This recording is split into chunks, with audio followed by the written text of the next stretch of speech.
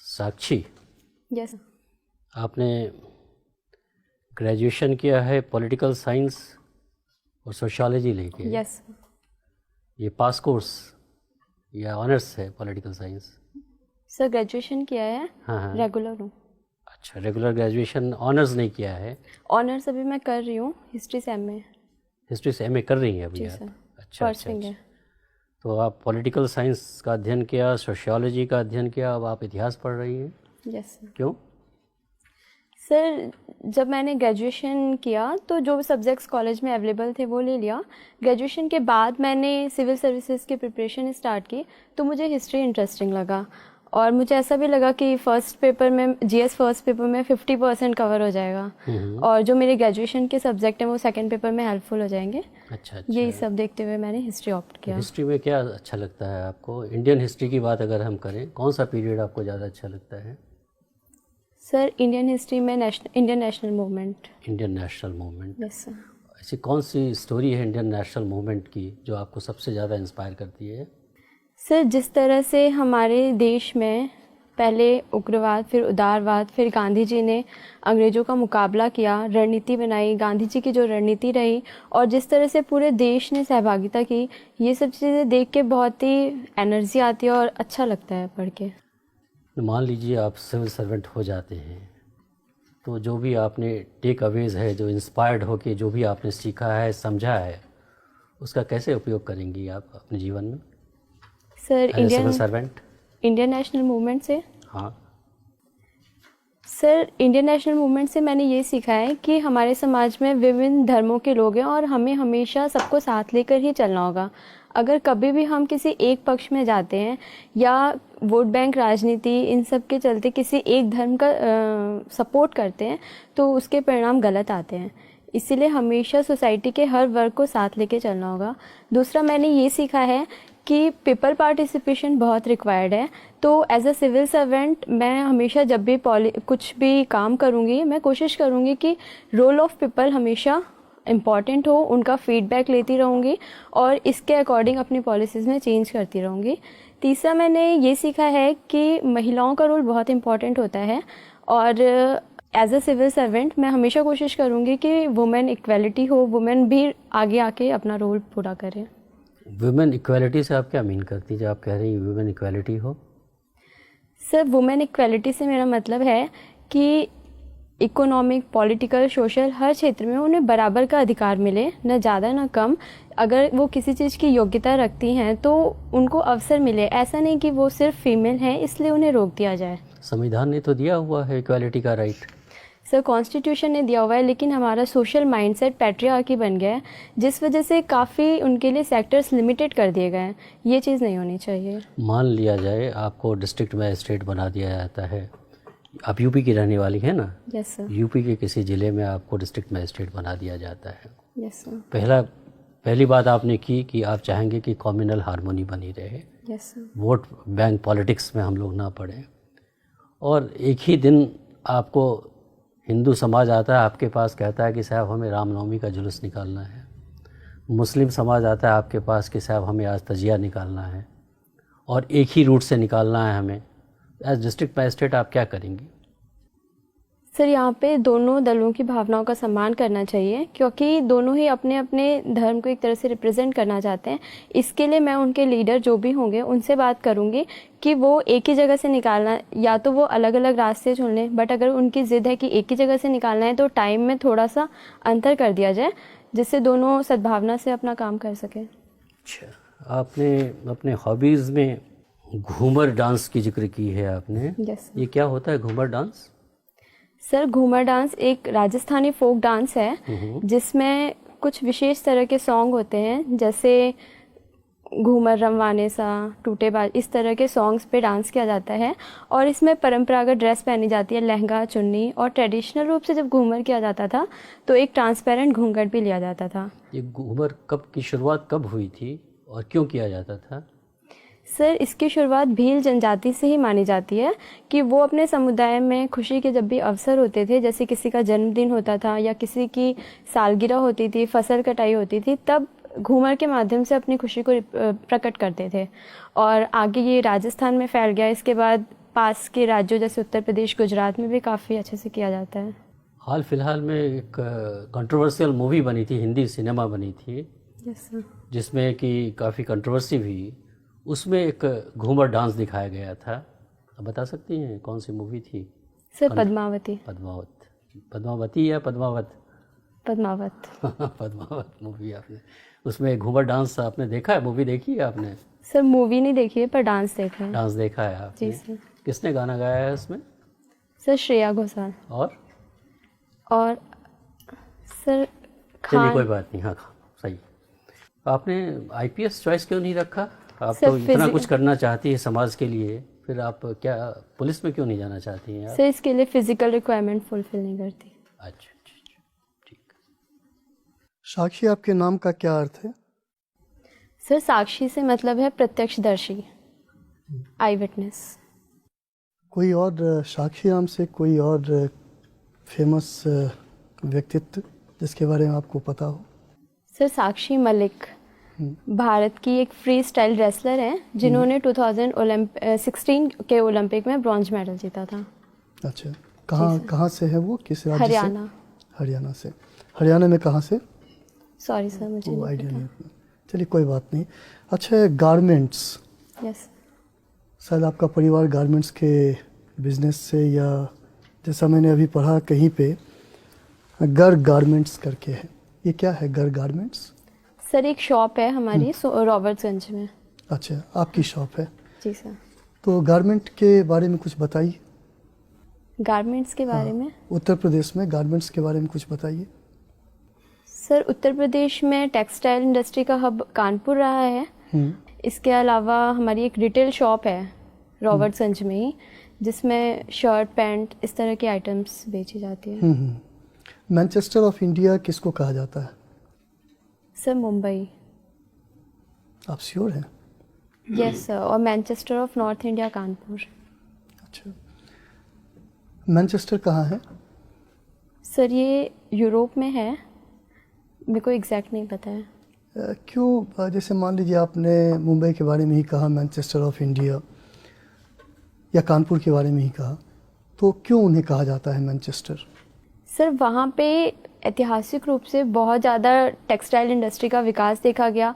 वहाँ के जो लेबर थे वो उसमें स्किल्ड हो गए, जिसकी वजह से वो इंडस्ट्री और ज़्यादा फैलती गई और एक तरह से हब बना हुआ था, इस वजह से कहा जाता है। यद्यपि अब ऐसा नहीं है, अब देश के कई जगहों पे टेक्सटाइल इंडस्ट्री डेवलप्ड हो रही है और कानपुर की टेक्सटाइल इंडस्ट्री की जो टेक्नोलॉजी है वो उतनी अपग्रेड नहीं हो पाई है, इसलिए धीरे धीरे कम होती जा रही है। ड्रेन ऑफ वेल्थ सुना है आपने? यस। किनका सिद्धांत है ये, बताइए कुछ। दादा भाई नौरोजी जी ने ये सिद्धांत दिया था। इंग्लैंड डेब्ट टू इंडिया ऐसी एक पुस्तक लिखी थी, उसमें ड्रेन वेल्थ फ्रॉम इंडिया कहा था। उनका कहना था कि जो अंग्रेज हैं भारत में भू राजस्व, लगान इत्यादि के माध्यम से हमारी संपत्ति को विदेश लेके जा रहे हैं और इसका परिणाम ये हुआ है कि देश में पर कैपिटा इनकम केवल 20 रुपये रह गई है।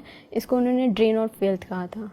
अच्छा, कोई मुझे ध्यान आ रहा है डैनियल डिफो की। डैनियल डिफो नाम सुना है आपने? Sorry sir. Robinson Crusoe? नहीं सर। सुना है ना? नहीं सुना है। रॉबिन्सन क्रूसो का भी नहीं सुना है? अच्छा, चलिए कोई बात नहीं है। अब मुझे एक आपने कहीं वेस्ट मटेरियल के बारे में कुछ लिखा हुआ है। Yes sir. ठीक है ना, तो क्या है ये? सर ये मेरी इंटरेस्ट है।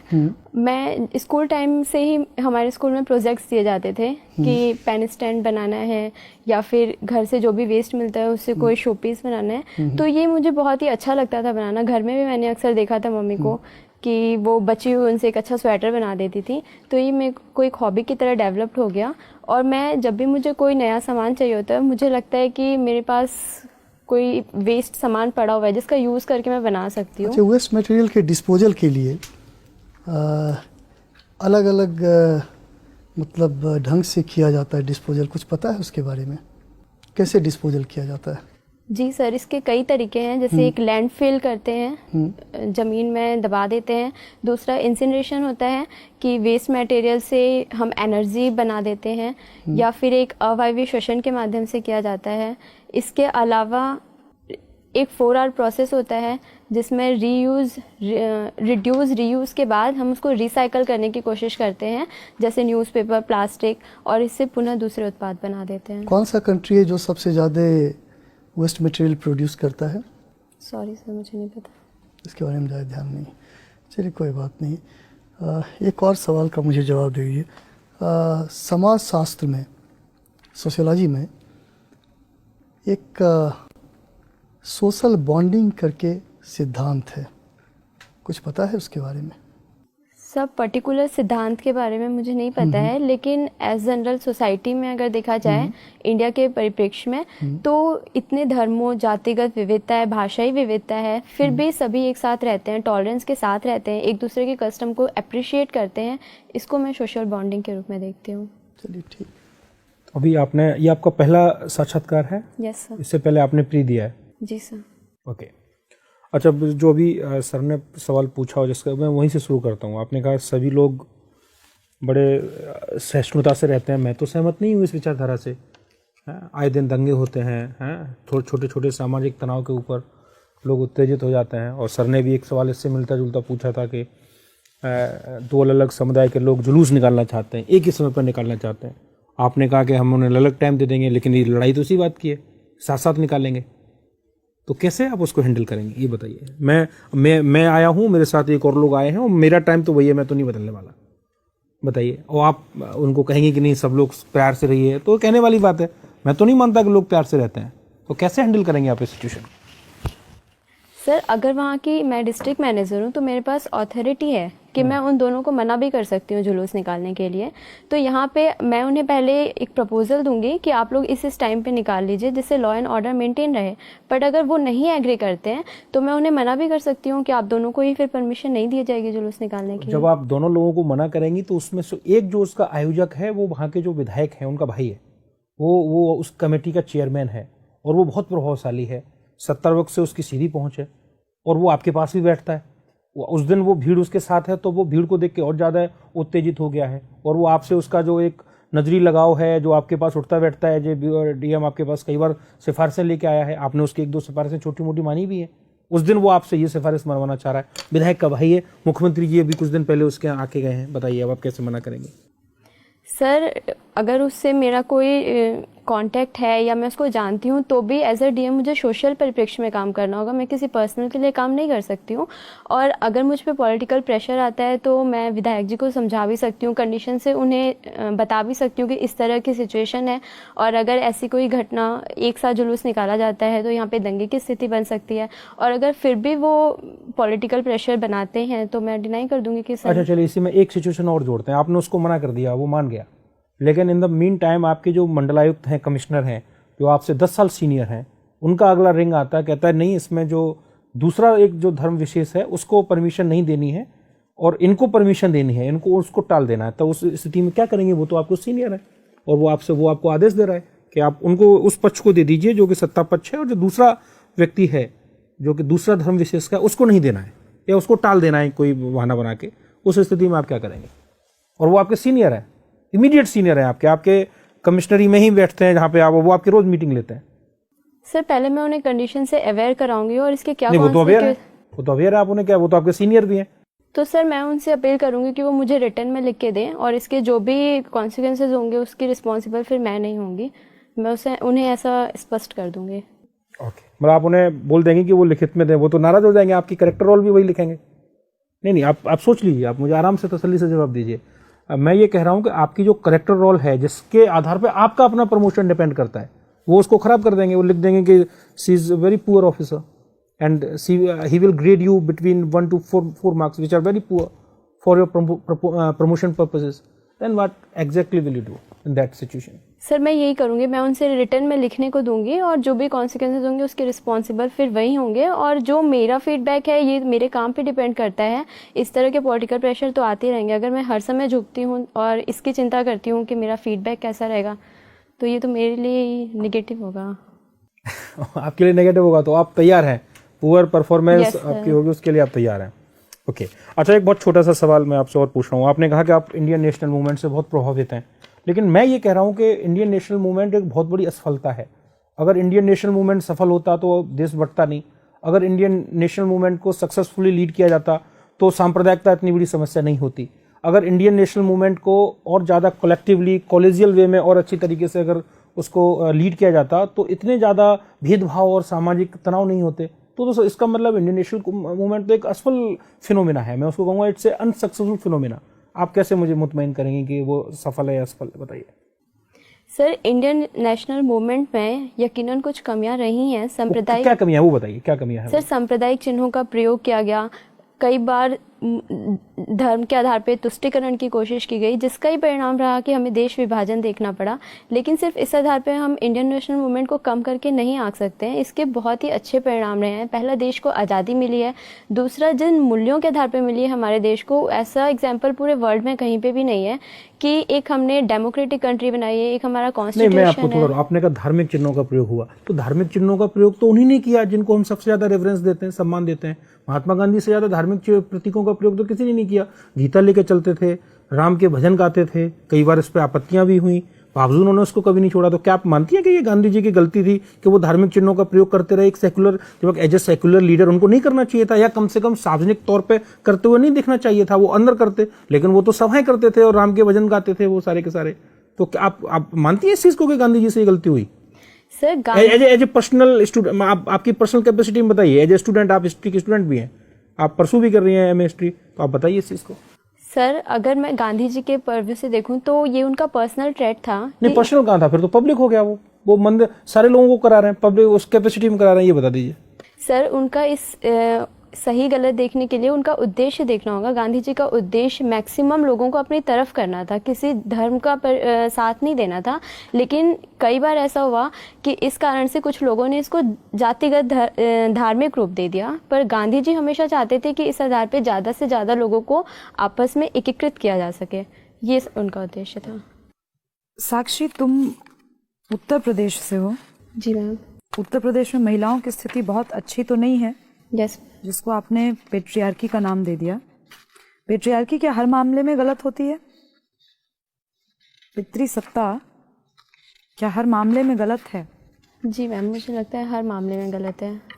जब गॉड ने एक साथ दो जेंडर बनाए हैं तो इक्वलिटी होनी चाहिए हर परिप्रेक्ष्य में। तो पेट्रियार्की का मतलब केवल अनइक्वल सोसाइटी को आप पेट्रियार्की से जोड़ रही हैं? नहीं, पेट्रियार्की की मैं ये मान रही हूँ कि ये देखा जाता है कि जो मेल है वो एसेट है और जो फीमेल है वो लायबिलिटी है। जो मेल है वो ज़्यादा। ये पेट्रियार्की की एक इंटरप्रिटेशन है या पेट्रियार्की अपने आप में ऐसी है? मैम, हमारी सोसाइटी में जब मेल को डोमिनेट कर दिया गया। नहीं, पेट्रियार्की का जो डेफिनेशन है वो क्या है? जी, और पेट्रियार्की और मेट्रियार्की अपने आप में क्या है? पेट्रियार्की पितृसत्ता, जहाँ पे पिता की सत्ता हो, एक मेल की सत्ता हो, यही पेट्रियार्की है। वो आपको लगता है हर मामले में गलत होता है? Yes ma'am. अच्छा, आपने हिस्ट्री की पढ़ाई की है? जी ma'am. Doctor B R Ambedkar को चैलेंज करने के लिए डॉक्टर बी आर अम्बेडकर को किसी ने चैलेंज किया था संविधान जब बन रहा था? तो सॉरी मैम, इसके बारे में मुझे रिकॉल नहीं है। अच्छा, ठीक है। साक्षी, ये बताइए, आप हमारा जो प्रियम्बल है 42nd कॉन्स्टिट्यूशनल अमेंडमेंट एक्ट 1976 के अंतर्गत उस पर 3 वर्ड जोड़े गए थे, वो क्या थे? पंथ निरपेक्षता, लोकतंत्र, गणराज्य। मुझे ये बताइए कि इसके पीछे उद्देश्य क्या था? क्या जोड़ने के बाद ही भारत सेकुलर हुआ, सोशलिस्ट हुआ, या उसके पहले भी था? मुझे ये बताइए कि उसको जोड़ने की उस समय तात्कालिक कारण क्या था, क्यों जोड़ा गया? सर, भारत तो हमेशा से ही एक पंथ निरपेक्ष रहा है, लेकिन उसको जोड़ के एक संवैधानिक रूप दे दिया गया कि हम अपने डॉक्यूमेंट्स के माध्यम से दिखाना चाहते हैं कि भारत एक पंथ निरपेक्ष देश है। इसका कोई धर्म नहीं है, लेकिन ये हर धर्म के साथ इक्वलिटी के साथ बिहेव करता है। उसको एक डॉक्यूमेंट्री स्वरूप दे दिया गया जोड़ने से। अच्छा, ठीक है। अच्छा, आप मुझे ये बताइए कि नक्सलिज्म एक विचारधारा है। जी सर। ये अभी जो चल रहा है भारत में, इसके पीछे की विचारधारा कौन सी है? वो किससे इन्फ्लुएंस विचारधारा है नक्सलिज्म? सर, नक्सलवाद की प्रॉब्लम एक ऐतिहासिक है, कम्युनिस्ट पार्टी ऑफ इंडिया से है, जो कि माओवाद की विचारधारा से प्रभावित थे और कम्युनिस्ट पार्टी ऑफ इंडिया में कुछ लोग सत्ता में आते हुए अपने उद्देश्यों की पूर्ति करना चाहते थे।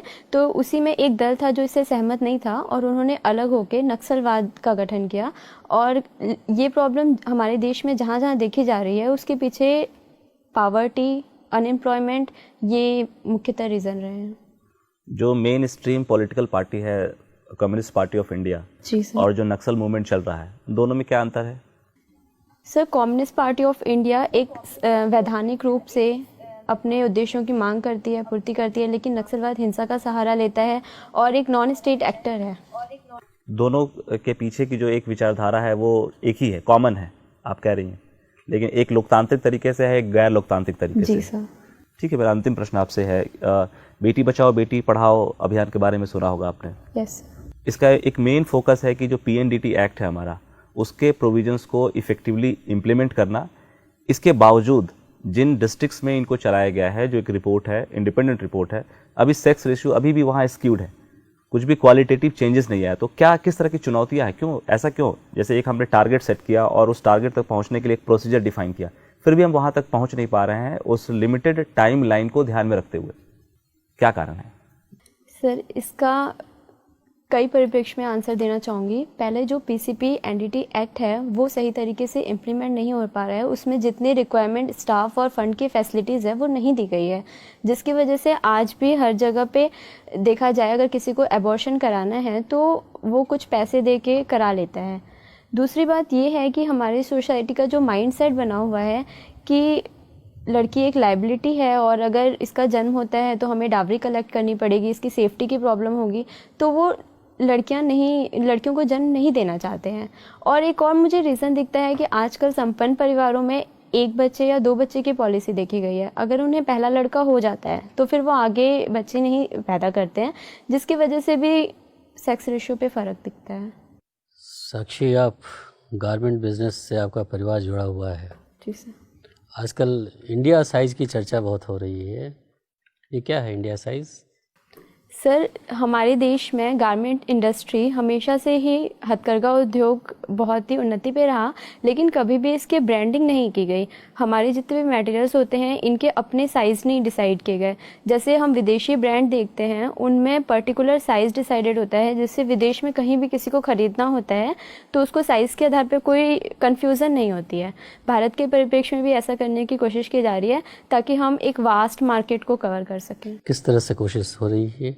सर, इसमें इंडिया साइज़ बनाया जाएगा कि हम अपने मानकों के आधार पे 30, 32 जो भी साइज़ हैं उनको डिफ़ाइन करेंगे और उसको एज अ डॉक्यूमेंट्री प्रेजेंट करेंगे ताकि जो परचेस कर रहे हैं उन्हें आसानी हो। ऑनलाइन भी परचेस कर रहे हैं तो उन्हें आसानी हो। किन्हीं 3 देशों का नाम बताएं जहां ऑलरेडी स्टैंडर्डाइज हो चुका है। सॉरी सर, मुझे नहीं पता।